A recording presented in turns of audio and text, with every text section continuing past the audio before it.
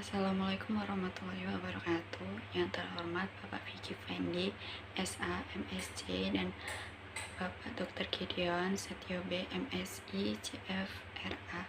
Pada kesempatan kali ini, kelompok kami akan mempresentasikan chapter 4, yaitu analisa aktivitas investasi. Sebelum itu, kami akan memperkenalkan diri.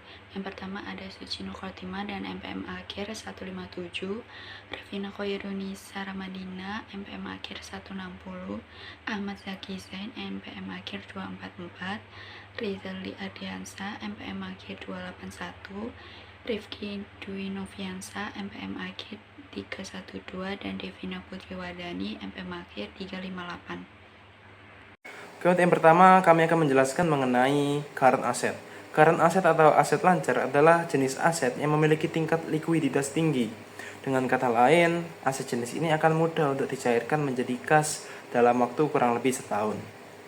Nah, gambar di samping adalah jumlah waktu dari komitmen uang tunai untuk pembelian hingga pengumpulan hasil tunai dari penjualan barang atau jasa. Ini adalah proses di mana sebuah perusahaan mengubah uang tunai menjadi aset jangka pendek dan kembali menjadi uang tunai sebagai bagian dari kegiatan operasi yang sedang berlangsung. Nah, siklus operasi digunakan untuk mengklasifikasikan aset baik untuk sebagai aset lancar maupun tidak lancar. Nah, aset-aset ini diharapkan untuk dijual, dikumpulkan dan digunakan dalam 1 tahun atau siklus operasi manapun yang lebih lama. Nah, contoh current aset ada beberapa. Yang pertama ada kas dan setara kas, kedua ada piutang jangka pendek, ketiga ada sekuritas jangka pendek, keempat ada inventaris, dan ada pengeluaran prabayar. Oke, untuk yang selanjutnya kita akan membahas lebih dalam mengenai kas dan setara kas. Jadi kas dan setara kas ini merupakan aset yang paling liquid. Untuk setara kas sendiri adalah investasi jangka pendek yang pertama mudah dikonversi untuk menjadi uang tunai. Yang kedua, sangat dekat dengan jatuh tempo, sehingga mereka ini memiliki risiko minimal perubahan harga karena pergerakan suku bunga. Nah, contoh setara kas adalah seperti surat berharga jangka pendek, kertas komersial, dan dana pasar uang. Setara kas sering berfungsi sebagai tempat penyimpanan sementara dari kelebihan kas. Kemudian, terdapat namanya likuiditas. Ini merupakan konsep penting dalam analisis laporan keuangan. Selain itu, analis juga perlu mempertimbangkan hal-hal berikut.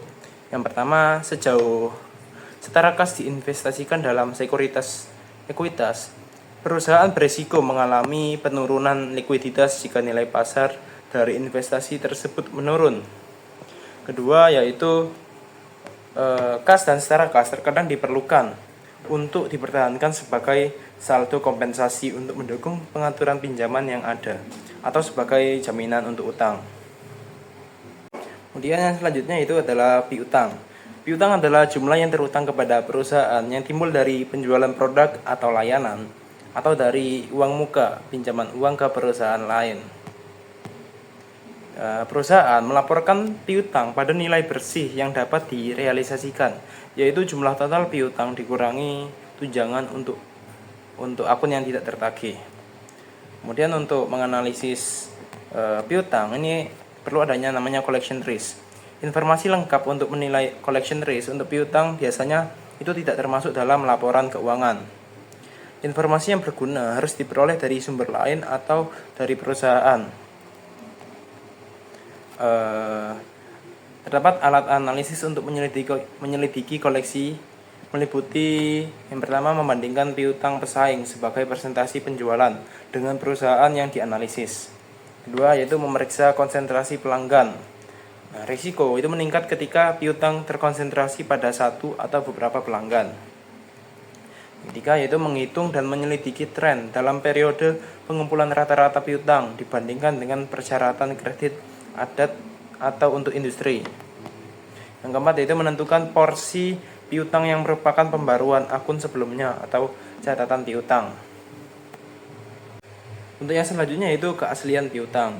Deskripsi piutang dalam laporan keuangan atau catatan biasanya tidak cukup untuk memberikan petunjuk yang dapat diandalkan mengenai apakah piutang itu asli, jatuh tempo, dan dapat ditegakkan. Salah satu faktor yang memengaruhi keaslian adalah hak pengembalian barang dagangan. Kemudian ada namanya sekuritisasi piutang. Nah, masalah analisis yang lainnya muncul ketika sebuah perusahaan itu menjual semua atau sebagian dari piutangnya kepada pihak ketiga yang biasanya membiayai penjualan dengan menjual obligasi ke pasar modal. Nah, pengumpulan piutang tersebut menyediakan sumber untuk hasil obligasi. Nah, praktek ini disebut sekuritisasi. Nah, piutang dapat disimpan dari neraca hanya ketika perusahaan yang menjual piutangnya menyerahkan semua kendali atas piutang kepada pembeli independen dengan kekuatan finansial yang cukup. Ini berarti selama pembeli memiliki jenis sumber daya apapun atau perusahaan menjual memiliki tingkat kepentingan yang ditahan dalam piutang, perusahaan yang menjual piutang harus terus mencatat aset dan kewajiban kompensasi untuk jumlah yang dijual. Kemudian ini adalah prepaid expenses atau biaya prabayar. Ini adalah pembayaran di muka untuk layanan atau barang yang belum diterima.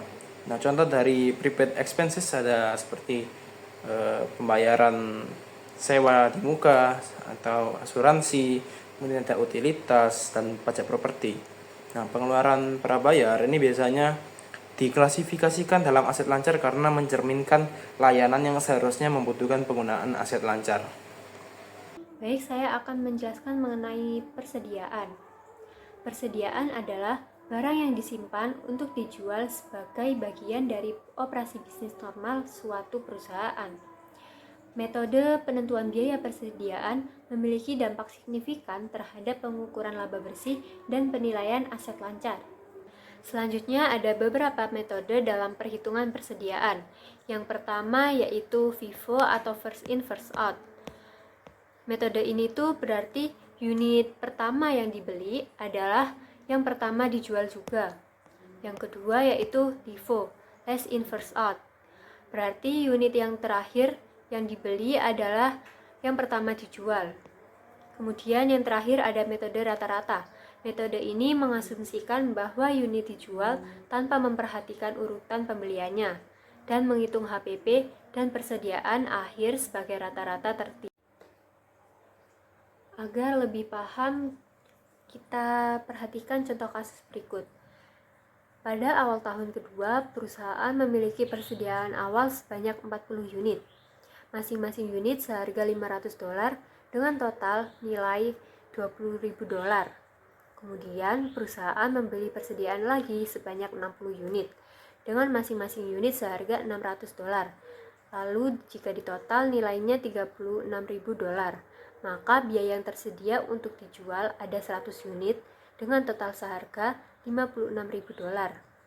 Kemudian asumsikan bahwa 30 unit ini dengan harga $800 per unit terjual dengan total pendapatan $24.000.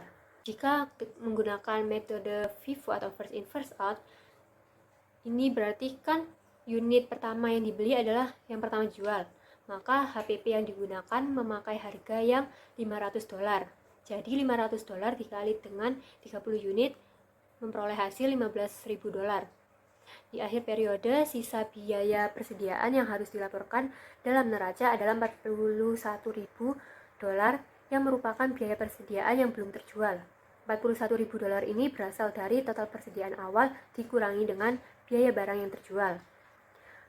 Kemudian jika kita mengerjakan dalam metode LIFO atau last in first out, ini maka HPP yang digunakan memakai harga yang $600. Jadi $600 dikali dengan 30 sama dengan $18.000. Di akhir periode, sisa biaya persediaan yang harus dilaporkan dalam neraca adalah $38.000 yang merupakan biaya persediaan yang belum terjual. Nah, $38.000 ini berasal dari total persediaan awal dikurangi dengan biaya barang yang terjual. Selanjutnya, metode rata-rata. Metode rata-rata ini HPP-nya dihitung sebagai rata-rata tertimbang dari total biaya barang yang tersedia untuk dijual dibagi dengan jumlah unit yang tersedia untuk dijual. Maka diperoleh $560. Jadi, HPP di rata-rata ini tuh $560 dikali dengan 30 unit menjadi $16.800. maka laba kotornya diperoleh di $7.200. Nah, unit akhir yang dilaporkan pada neraca adalah $39.200. Itu diperoleh dari 70 unit dikali $560 per unitnya. Selanjutnya menganalisis persediaan. Yang pertama, menganalisis persediaan dalam dampak perhitungan biaya persediaan pada profitabilitas. Penggunaan metode FIFO, dan metode rata-rata dalam akuntansi persediaan memiliki dampak yang berbeda terhadap profitabilitas perusahaan. Yang pertama, pada metode FIFO itu cenderung menunjukkan laba kotor yang lebih tinggi dalam kondisi inflasi karena biaya barang yang lebih lama, yang biasanya lebih rendah diakui terlebih dahulu. Hal ini meningkatkan laba bersih dan dapat memberikan gambaran yang lebih positif mengenai kinerja perusahaan. Kemudian yang kedua, pada metode LIFO, biaya barang yang baru dibeli yang biasanya lebih tinggi dalam kondisi inflasi diakui pertama kali, mengakibatkan HPP yang lebih tinggi dan laba kotor yang lebih rendah. Ini dapat mengurangi pajak penghasilan yang harus dibayar, tetapi juga dapat memberikan gambaran yang kurang menguntungkan tentang profitabilitas. Yang ketiga, pada metode rata-rata. Pada metode ini menghasilkan laba kotor yang berada di antara FIFO dan LIFO, karena biaya persediaan dihitung berdasarkan rata-rata. Dalam kondisi inflasi atau deflasi, laba yang dilaporkan biasanya akan lebih stabil dan tidak terlalu fluktuatif. Kemudian, menganalisis dampak perhitungan biaya persediaan pada neraca.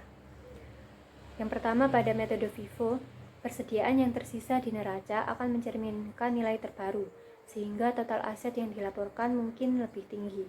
Kemudian yang kedua, pada metode LIFO, persediaan yang dilaporkan di neraca cenderung itu lebih rendah, karena nilai persediaan yang lebih lama tetap ada dalam catatan. Ini dapat mengurangi total aset.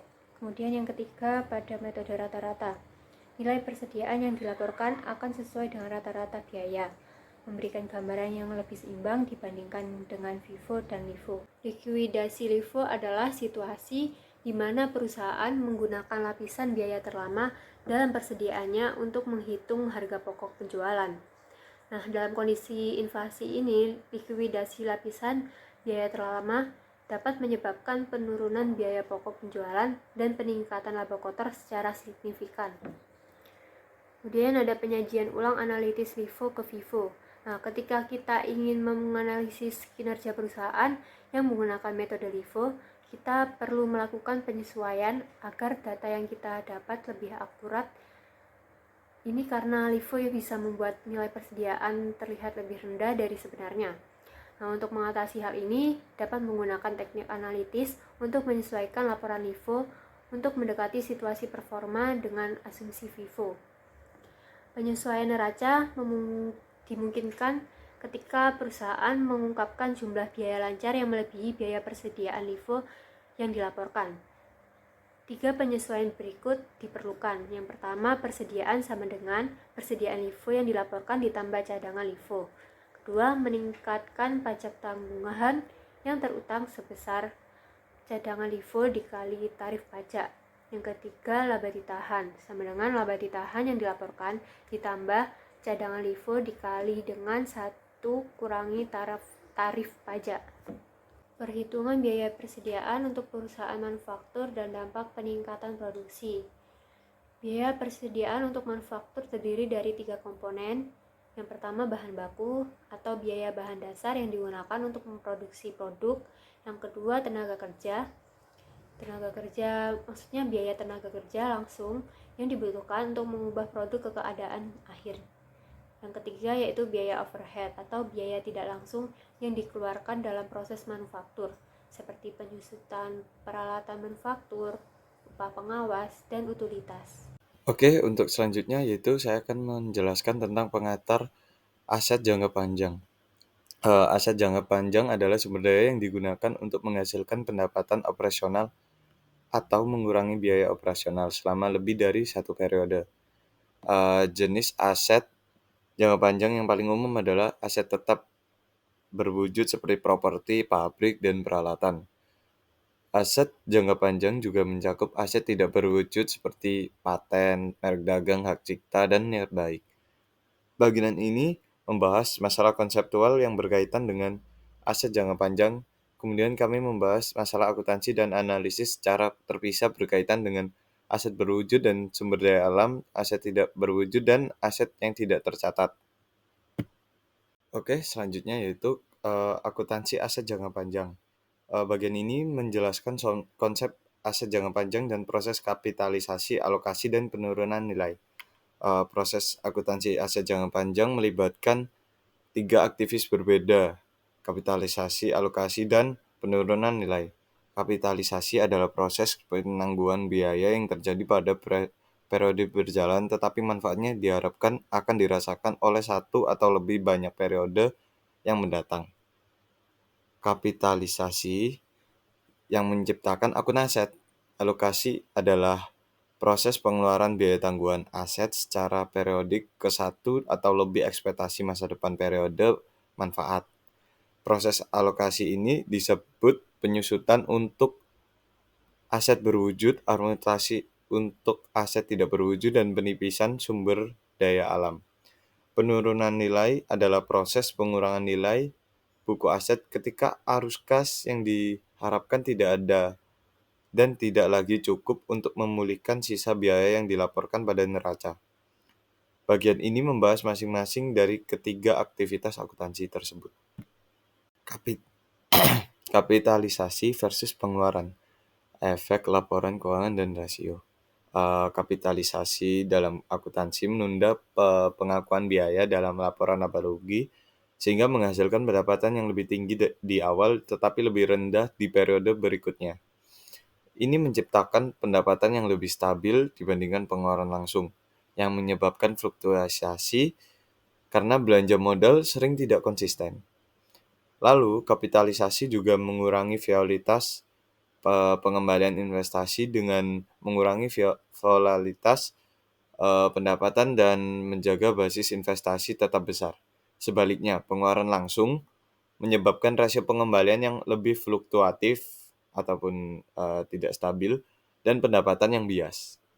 Dalam hal solvabilitas, problem solvingnya, kapitalisasi mencegah ekuitas perusahaan tampak lebih rendah dari yang sebenarnya, sehingga sering terjadi dengan pengeluaran langsung. Selain itu, kapitalisasi biaya memindahkan arus kas keluar dari operasi ke investasi, sementara pengeluaran langsung menekankan arus kas operasional. Sekian dari saya, akan dilanjutkan oleh rekan saya. Dan selanjutnya di sini saya akan menjelaskan pengantar aset dalam jangka panjang. Sumber daya yang digunakan untuk menghasilkan pendapatan atau mengurangi biaya lebih dari satu periode. Sebuah contoh yaitu termasuk properti, pabrik, peralatan, serta paten, merek dagang, dan hak cipta. Pada bagian ini membahas konsep dan masalah akuntansi terkait aset berwujud, sumber daya alam, aset tidak berwujud, dan aset tidak tercatat. Kapitalisasi, alokasi, dan gangguan, yaitu penjelasan dari kapitalisasi sendiri, yaitu proses penangguhan biaya yang terjadi pada periode berjalan. Tetapi manfaat tersebut diharapkan akan dirasakan oleh satu atau lebih banyak di periode mendatang. Yang kedua, alokasi. Pengertiannya sendiri yaitu sebuah proses pengeluaran biaya tanggungan aset secara periodik ke satu atau lebih ekspektasi di masa depan periode manfaat. Dan ada 3 faktor menentukan jumlah alokasi biaya, yaitu masa manfaat, nilai sisa, dan metode alokasi. Dan selanjutnya yaitu penurunan nilai, yaitu sebuah proses pengurangan nilai buku aset ketika arus kas yang diharapkan tidak lagi cukup untuk memulihkan sisa biaya yang dilaporkan pada neraca. Itu penurunan nilai aset dicatat saat ekspektasi manajer terhadap arus kas di masa depan dari aset turun di bawah nilai tercatat. Dan selanjutnya yaitu kapitalisasi versus pengeluaran, efek laporan keuangan, dan rasio. Yang pertama, efek dari kapitalisasi pada penghasilan. Yang pertama yaitu menunda pengakuan biaya dalam laporan laba rugi. Kapitalisasi ini menghasilkan pendapatan yang lebih tinggi dalam akuisisi periode, tetapi pendapatan lebih rendah pada periode berikutnya dibanding dengan pengeluaran biaya. Yang kedua, kapitalisasi menghasilkan rangkaian pendapatan yang lebih lancar. Selanjutnya, efek dari kapitalisasi sendiri untuk kembali pada investasi, yaitu kapitalisasi ini mengurangi volatilitas dalam ukuran pendapatan dan dengan cara yang sama, rasio pengembalian. Kapitalisasi ini mempengaruhi pembilang pendapatan dan penyebut dasar investasi rasio pengembalian investasi. Dan selanjutnya dari kapitalisasi pada solvabilitas rasio dalam pengeluaran langsung biaya aset, rasio solvabilitas seperti yang terhadap ekuitas mencerminkan lebih buruk pada sebuah perusahaan daripada yang seharusnya. Yang selanjutnya efek dari kapitalitas pada pengoperasian uang tunai arus. Jika biaya aset itu langsung dibebankan, maka biaya tersebut dilaporkan sebagai arus kas keluar operasi. Begitu pula sebaliknya, jika biaya aset dikapitalisasi, maka biaya tersebut dilaporkan sebagai arus kas investasi arus keluar. Di slide ini saya akan menjelaskan pengertian mengenai menilai aset pabrik dan sumber data alam. Yang pertama yaitu pengertian sendiri dari menghargai milik, tanaman, dan sebuah peralatan. Biaya ini mencakup semua biaya yang diperlukan untuk membawa aset ke kondisi dan lokasi yang dapat digunakan atau diservis seperti pengiriman, pemasangan, pajak, dan persiapan. Semua biaya, peroleh, dan persiapan dikapitalisasi dalam saldo akun aset. Dan yang kedua, menghargai sumber daya alam. Pengertiannya sendiri yaitu hak untuk mengekstraksi atau mengkonsumsi sumber daya alam. Sebuah contoh yaitu hak pembelian mineral, kayu, gas alam, dan minyak bumi. Perusahaan melaporkan sumber daya alam pada biaya historis ditambah biaya penemuan, eksplorasi, dan pengembangan. Dan yang selanjutnya yaitu pengertian dari penyusutan dan tingkat penyusutan. Penyusutan sendiri yaitu sebuah alokasi biaya pabrik dan peralatan tanah tidak disusutkan selama masa manfaatnya. Meskipun ditambahkan kembali ke dalam laporan arus kas sebagai biaya non tunai, penyusutan tidak menyediakan dana untuk penggantian sebuah aset. Dan yang kedua, tingkat penyusutan yaitu ada dua. Yang pertama yaitu umur manfaat. Umur manfaat sendiri yaitu aset yang sangat bervariasi. Asumsi mengenai umur manfaat umur aset didasarkan pada kondisi ekonomi, studi teknik, pengalaman, dan informasi tentang sifat fisik dan produksi suatu aset. Yang kedua, metode alokasi. Setelah masa manfaat suatu aset ditentukan, penyusutan periodik biaya tergantung pada metode alokasi tersebut. Penyusutan sangat bervariasi tergantung pada berdasarkan metode yang perusahaan pilih. Dan di slide terakhir ini saya akan menjelaskan pengertian mengenai menganalisis aset tetap dalam sumber daya alam. Yang kedua, menganalisis penyusutan dan depresiasi. Yang ketiga, menganalisis penurunan nilai. Yang pertama yaitu menganalisis aset tetap sumber daya alam. Valuasi aset tetap dan sumber daya alam menekankan objektivitas biaya historis. Biaya historis sendiri sangat tidak relevan dalam penilaian nilai pengganti atau menentukan kebutuhan aset operasi pada masa depan. Dan yang kedua, menganalisis penyusutan dan depresiasi. Mayoritas perusahaan memanfaatkan aset produktivitas jangka panjang dalam kegiatan operasionalnya. Tantangan lain analisis muncul perbedaan metode alokasi yang digunakan untuk pelaporan keuangan dan tujuan pajak, yaitu terbagi menjadi 3 kemungkinan. Yang pertama, penggunaan garis lurus untuk pelaporan keuangan dan tujuan perpajakan. Yang kedua yaitu metode garis lurus pelaporan keuangan dan metode dipercepat untuk pajak. Yang ketiga, metode akselerasi baik untuk pelaporan keuangan maupun pajak. Dan yang ketiga, menganalisis penurunan nilai. Di sini ada 3 masalah analisis yang timbul dari penurunan nilai tersebut adalah: Yang pertama, mengevaluasi kesesuaian jumlah kerugian. Yang kedua, mengevaluasi ketepatan waktu penyelesaian penurunan nilai. Dan yang ketiga, menganalisis dampak penurunan nilai terhadap pendapatan. Selanjutnya, saya akan menjelaskan mengenai aset tak berwujud. Nah, aset tak berwujud ini merupakan aset yang secara fisik tidak ada, namun memiliki masa manfaat ekonomi di masa depan.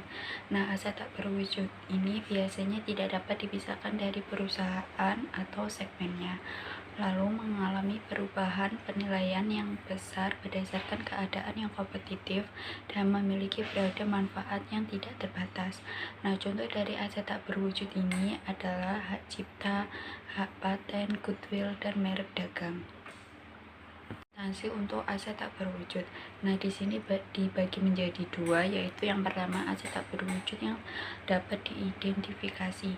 Nah, ketika aset wujud ini dapat diidentifikasi, perusahaan mencatatnya berdasarkan biaya dan mengamortisasinya selama periode manfaatnya. Nah, penghapusan seluruh biaya aset tak berwujud yang dapat diidentifikasi pada saat perolehan menjadi beban tidak diperbolehkan. Lalu untuk aset tak berwujud yang tidak dapat diidentifikasi, ketika suatu perusahaan mengakuisisi perusahaan atau segmen lain, perusahaan tersebut perlu untuk mengalokasikan jumlah yang dibayarkan kepada semua aset yang dapat diidentifikasi, termasuk aset tak berwujud yang dapat diidentifikasi dan kewajiban sesuai dengan nilai pasar wajarnya. Selanjutnya yaitu amortisasi aset tak berwujud. Amortisasi aset tak berwujud adalah proses di mana biaya aset tersebut dibebankan secara bertahap atau dihapuskan dari waktu ke waktu. Nah, amortisasi ini juga menjaminkan pengurangan nilai aset yang ditunjukkan pada laporan keuangan. Nah, untuk metode amortisasi yang biasanya digunakan adalah metode garis lurus. Selanjutnya yaitu aset tak berwujud dan kontingensi yang tidak tercatat. Nah, aset tak berwujud yang dikembangkan secara internal seperti merek dagang dan hak kekayaan intelektual tidak akan muncul di neraca karena tidak dapat diukur dan dicatat dengan cara yang tidak biasa. Lalu perusahaan diizinkan untuk menetapkan nilai pada aset tak berwujud mereka jika nilai tersebut dapat diamati dengan mudah di pasar. Misalnya akuisisi di mana harga yang dibayarkan dapat diverifikasi. Baik, untuk selanjutnya terdapat revaluasi aset berdasarkan IFRS. IFRS mengambil langkah besar dari tradisi konservatisme dengan memungkinkan perusahaan untuk melaporkan semua kelas aset, baik berwujud maupun tidak berwujud, menggunakan model revaluasi. Jadi model ini itu memungkinkan penilaian ulang aset secara berkala dan pelaporan pada nilai wajar, meskipun nilainya lebih tinggi dari aset yang disusutkan. Untuk selanjutnya terdapat perlakuan akuntansi. Yang pertama, pembalikan atas penurunan nilai sebelumnya. Untuk pembalikan atas penurunan nilai sebelumnya ini berdasarkan IFRS IAS 26, penurunan nilai aset berwujud dan tidak berwujud dapat dibalik jika nilai aset tersebut meningkat. Pembalikan ini dapat terjadi karena beberapa alasan, seperti pemulihan pasar, perbaikan kondisi bisnis, atau penemuan penggunaan alternatif yang meningkatkan nilai aset.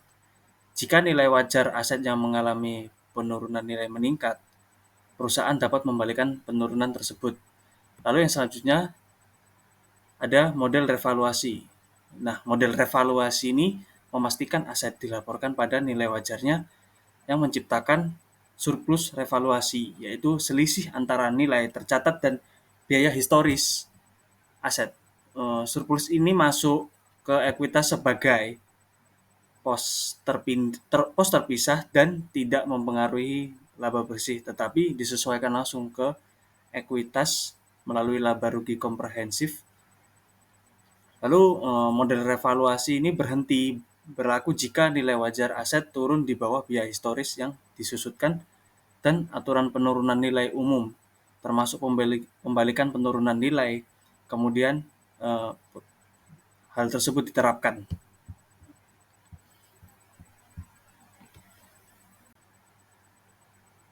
Baik, untuk selanjutnya terdapat implikasi analisis. Untuk poin pertama, revaluasi aset itu dapat meningkatkan angka neraca melalui pembalikan penurunan nilai. GAAPAS itu melarang pembalikan ini karena menciptakan bias konservatif yang bermanfaat untuk kontrak utang tetapi kurang cocok untuk analisis ekuitas. Nah, sebaliknya, IFRS itu memungkinkan pembalikan penurunan nilai sehingga penyajian neraca itu lebih fleksibel. Lalu, poin kedua, yaitu revaluasi aset itu sering dilakukan berdasarkan kebijakan manajemen dan banyak perusahaan itu tidak melakukannya. Untuk perbandingan antar perusahaan itu penting karena untuk menghilangkan efek revaluasi, terutama kenaikan nilai. Karena sebagian besar perusahaan itu tetap melaporkan secara konservatif bahkan di bawah IFRS. Lalu untuk poin terakhir, yaitu perbandingan dari waktu ke waktu itu dapat dipengaruhi oleh revaluasi aset. Contohnya, revaluasi aset itu memiliki efek meratakan pendapatan dan rasio TAM. Realitas yang mendasari tanpa revaluasi lebih tidak stabil. Sekian penyampaian presentasi kami. Jika ada salah kata, mohon maaf. Wassalamualaikum warahmatullahi wabarakatuh.